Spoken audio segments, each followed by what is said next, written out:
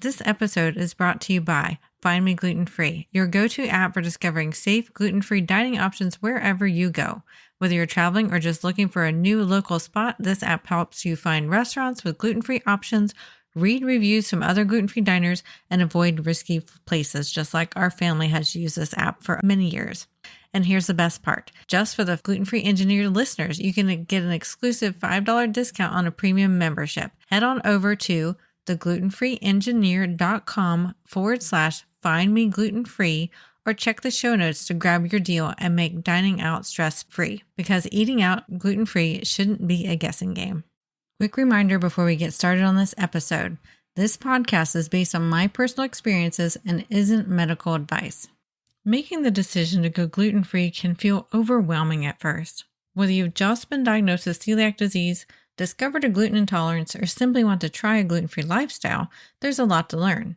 But even if you've been gluten-free for a while, there are always ways to make it easier, safer, and more enjoyable.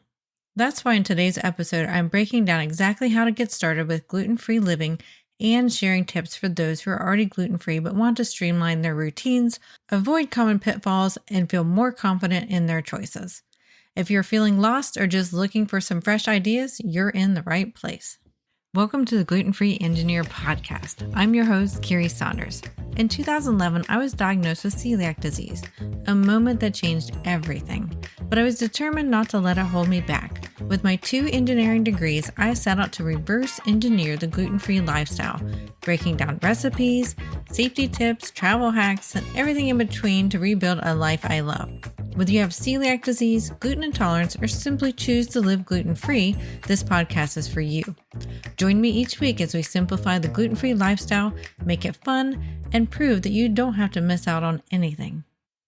Welcome back to the show. Today we're talking about how to get started going gluten-free and tips for those who are already gluten-free to make it even simpler and easier. So the first tip I want to give you is to start with the simplest trick, and this is sticking to single ingredient foods. The easiest way to go gluten-free is to focus on foods that don't have labels. Fresh fruits, vegetables, meat with no added ingredients, poultry, fish, eggs, dairy, rice, and potatoes are naturally all gluten-free. And again, I also want to emphasize, make sure they don't have any added ingredients, because you might find meat, poultry, fish that has added ingredients that could contain gluten, especially if it has broth in it. So pick the ones that don't have a label, that only have one ingredient only.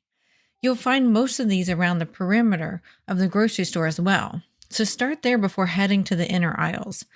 We as a family typically shop literally in a U around the store. We'll go through the produce, go to the back aisle where the meats are, where the milk is, the butter, and then go down the last aisle, which is usually the frozen section in our Kroger store that is local to us. We will occasionally go down an aisle for those staples that might be a more complicated gluten-free item where it's an actually processed gluten-free, but we really try not to eat too much processed gluten-free anyway. So the simplest, easiest trick is to pick single ingredient food items, and then you know you're going to be pretty darn safe given it's not cross-contaminated. And we'll go into that later in case you're celiac and that's important to you. So we first want to understand what gluten is and where is it hiding. Gluten is a protein found in wheat, barley, and rye, and which means it's in bread, pasta, baked goods, soy sauce, dressings, and even some seasonings. So those last 3 are where some of the places it can be hiding. And I'll say those again: soy sauce, dressings, and even some seasonings. So we want to be reading ingredient labels carefully and learn to recognize gluten hidden names like malt, brewer's yeast, and wheat starch. So if you do choose to eat processed foods that are gluten-free, you're going to want to make sure that you do not see any of these ingredients in your processed food. And that can sometimes be pretty hard to do sometimes. And another one to look for too is modified food starch. If it doesn't specify what the food starch is, it could be a problem. Now, note in the United States, it is required to label if a product has wheat in it, but it is not required to label if it has barley or rye. So if you're celiac or gluten intolerant and if you're gluten-free by choice and you want to stay clear of those, you're going to need to be reading the ingredients very carefully, and especially for celiacs. And I will state again on that podcast episode, if you're celiac, you want to make sure you're not eating a food that says processed in a facility that also processes wheat, unless it's certified gluten-free. Then they are showing they have measures to keep you safe and they are testing the food. If they do not have that, then you're likely to get cross-contaminated, and you may or may not realize it or react to it, but you're still likely going to be damaged by it if you're celiac. So please be careful with that if you are celiac. Now, the next step you can do is start cleaning out your pantry and restock with foods that are safe. And I know this can be a little disheartening, especially if you've either been diagnosed with celiac, you know you have a high gluten intolerance, or even when you're choosing to go gluten-free, this can be a bit disheartening to get rid of some of these foods. But let's think of some creative ways. We can give those to the food bank or to somebody else who can utilize these foods. So we want to go through our pantry and remove all foods that contain gluten if you really want to be super strict about this. And I will honestly highly recommend that this occurs if you have celiac disease. And we'll go into this in another podcast episode sometime in the future. But myself and my oldest, before we realized the other people in our household had celiac as well, we were feeling bad when there was gluten in our house because we were getting cross-contamination. That jelly jar, that peanut butter jar, that stick of butter, that toaster. And we'll go into an episode exclusively about cross-contamination soon. But just think about that. And that's one of the good reasons to go through your pantry and get rid of everything if you and or your family member is celiac, highly gluten intolerant, or if you just want to have everybody be gluten-free and be on the same diet. So we want to go through our food pantry and remove foods that contain gluten. Be sure to check for those hidden glutens. They can be in canned soups as a thickener. They can be in sauces and even candy. I can't tell you, when I was beginning to be gluten-free and realized I had celiac, that I was getting gluten from the kids' darn Halloween candy and not even realizing it. So please be careful of the candy. And we'll probably do even a specific episode on how to be safe around the holidays with candy and treats as well. So we'll go into that in more detail in another episode. And then we want to replace those with naturally gluten-free foods and safe alternatives for you and for your favorite items. So the easiest, like I said, way to do that is to replace it with whole foods, ones that are one ingredient. They have absolutely no label on them. It just says apples or bananas or chicken or beef, no other added preservatives in there or ingredients, because then you start running the risk of having some gluten in it. And you're going to feel better, honestly, just because you're getting rid of so many processed foods. Now, yes, we can have that indulgence every once in a while and have that processed food that is gluten-free or certified gluten-free if you need that. But really, we all feel much better if we're eating whole ingredients anyway. It's much easier on our stomachs. So, and I want to touch on this some, preventing cross-contamination at home. We're just going to touch on this some in this episode because it's not the focus of the episode. But if you share a kitchen with a non-gluten-free family member, you're going to want to have a dedicated separate cookware and utensils for gluten-free cooking if you're a celiac or highly gluten sensitive. This is super important. I'm talking anything that is wooden is very important. This is one of the things my dietitian said. She said you need to get rid of all your cutting boards that are wooden or plastic or might have little tiny cracks in them, rolling pins. I even found nonstick cookware. While it's not great to be cooking with it anyway, on a different note, this is before I started using stainless steel. And I didn't realize that my nonstick cookware had enough cracks and crevices in it that it was containing some of the gluten from previous years and years and years of cooking in it. And I felt so much better when we replaced our pots and pans. You're also going to want a separate toaster. Toaster is a great place to hide those gluten crumbs in there. And it's a great way to get sick if you're celiac or gluten intolerant. And then we also want to be using squeeze bottles for condiments like mayo, mustard, etc. to avoid a double dipping of crumbs or label them. This is what we ran into, like I mentioned, in our house is, myself and my oldest were getting sick in the beginning of this gluten-free journey because somebody else in the house wasn't careful enough and was double dipping in like the jelly jar or the peanut butter jar or on the butter dish and getting some gluten crumbs on the butter that was gluten-free otherwise. So we want to make sure that we are either labeling or using squeeze type bottles there. We also want to learn to read labels like a pro and just think of yourself being a detective. It kind of makes it a little bit more fun rather than arduous.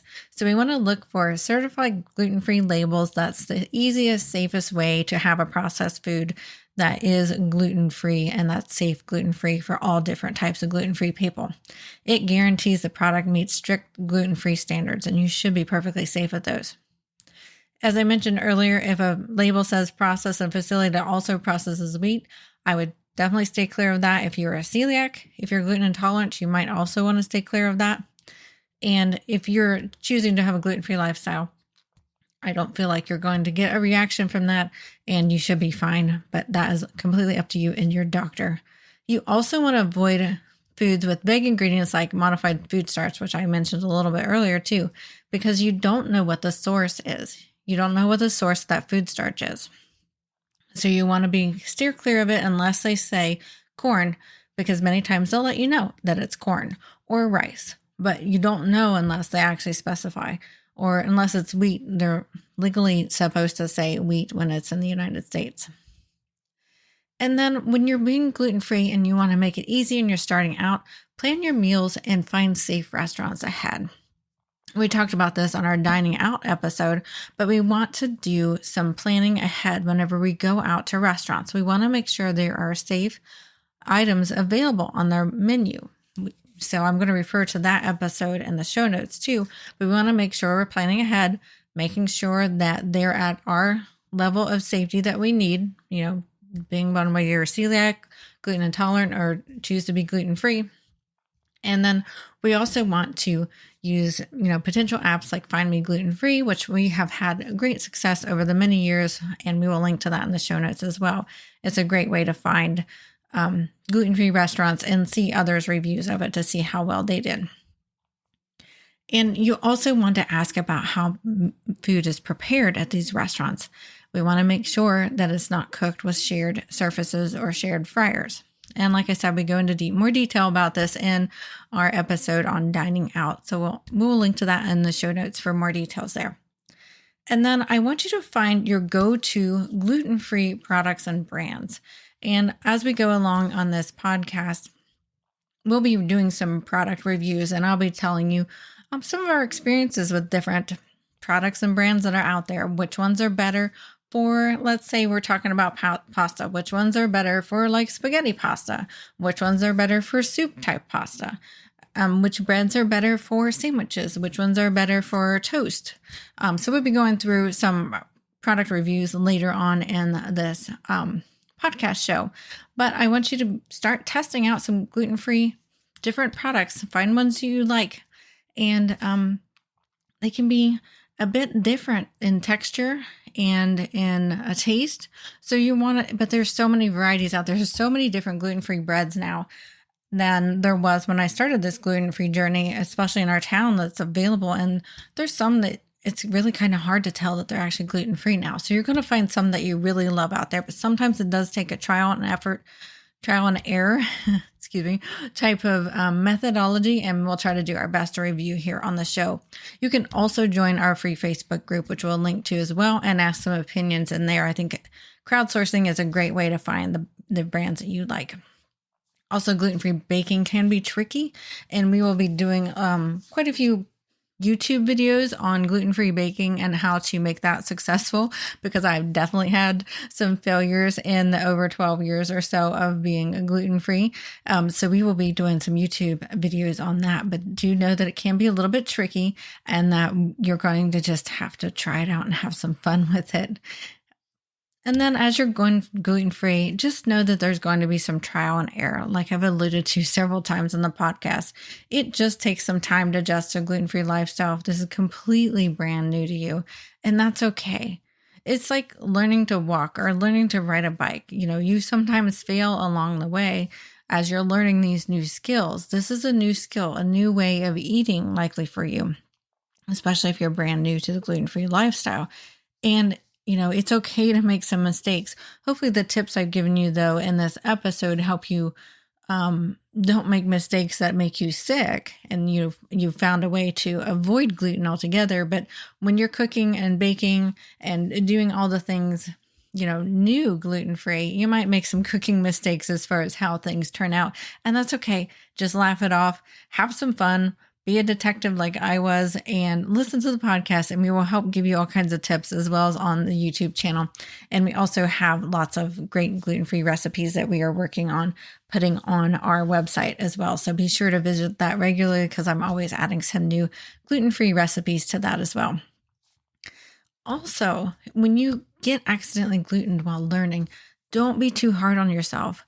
And what I found too in the over 12 years of being knowing I've been celiac, I've probably been celiac honestly all my life if I look back at my childhood and symptoms I had then.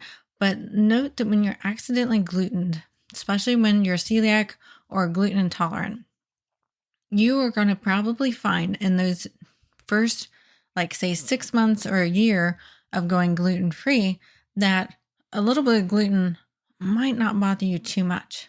But the more and the more and the more your gut heals, the more dramatic it's going to be when you do get that little bit of gluten, which is why I stress on the podcast how careful we really need to be.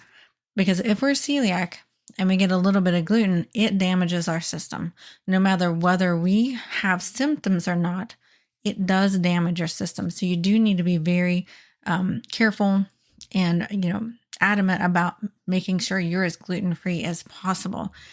And I found in those first, I would say probably 3 or 4 years of being gluten-free, I felt like a new person about every 6 months. I just felt like I was just healing from the inside out and feeling so much better the longer I was gluten-free. I just felt, I just can't even describe it. You can probably hear in my voice. I just felt so much better. And everybody was like, don't you miss gluten? I'm like, I don't miss feeling sick and not knowing why. Like the sickness of celiac disease came upon me, slowly over years, as far as recognizing that I wasn't feeling good, because at first you didn't know I wasn't feeling good. And it came over so gradually, I didn't realize how bad I felt until I realized I had celiac and started going off gluten, and I started healing. And I started feeling better. My gut felt better. My brain felt better. My migraines were disappearing. My hair was doing better. My nails were doing better. My skin was doing better. Like so many things were doing better the more and more I was off gluten. So just know it's a process. Know that if you accidentally get glutened, learn from it and, work to not do that again. Don't be so hard on yourself. Just, be diligent about it. Also, if you're choosing a gluten-free lifestyle, and whether you are or aren't, when you first go gluten-free, your body may go through a detox period as it heals. And so be patient with it. You might feel worse before you feel better. So just know that your body can become addicted to things that we eat. We all know that we can be addicted to sugar. We can be addicted to caffeine. We can also be addicted to wheat and gluten and the things that it produces in our body. So don't feel badly if you feel worse first. That's pretty darn common, actually. And it should go away within like about a month. So some people it's only 2 weeks. Some people it's 3 or 4. So listen to your body and just be gentle to it. And just know that especially if you're celiac or gluten intolerant, that the process is necessary, and just be kind to yourself. Give yourself some comfort foods and drinks that are safe and gluten-free, and, that nice lemonade or whatever might make you feel comforted and, good to yourself. And just be good to yourself when you're on this gluten-free journey, especially if it's for the first time. So going gluten-free doesn't have to be overwhelming. First off, just go through the grocery store and pick one item ingredients only.